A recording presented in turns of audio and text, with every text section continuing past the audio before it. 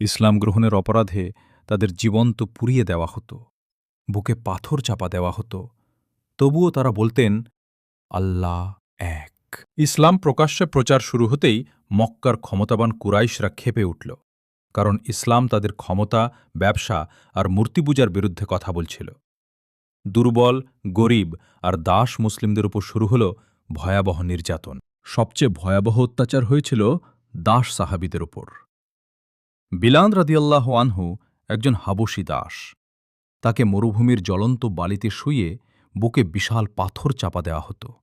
বলা হতো, তোমার আল্লাহকে অস্বীকার করো। কিন্তু বিলাল রাদিয়াল্লাহু আনহু বারবার শুধু বলতেন, আহাদ, আহাদ, আল্লাহ এক, আল্লাহ এক। ইয়াসির রাদিয়াল্লাহু আনহু পরিবারের উপর অত্যাচার এতটাই নির্মম ছিল যে তার স্ত্রী সুমাইয়া রাদিয়াল্লাহু আনহা শাহাদাত বরণ করলেন, ইসলামের ইতিহাসে প্রথম শহীদ। নবী সাল্লাল্লাহু আলাইহি ওয়াসাল্লাম তাদের পাশ দিয়ে যাওয়ার সময় বলতেন, সবর করো ইয়াসির পরিবার, তোমাদের জন্য জান্নাত অপেক্ষা করছে। এত কষ্ট, এত রক্ত, তবুও মুসলিমরা ঈমান ছাড়েননি, কারণ তারা জানতেন সত্যের পথ কখনো সহজ হয় না। পরের পর্বে জানব, যখন অত্যাচার সীমা ছাড়িয়ে গেল, তখন নবী সাল্লাল্লাহু আলাইহি ওয়াসাল্লাম কী সিদ্ধান্ত নিলেন। ফলো করুন, মিস করবেন না।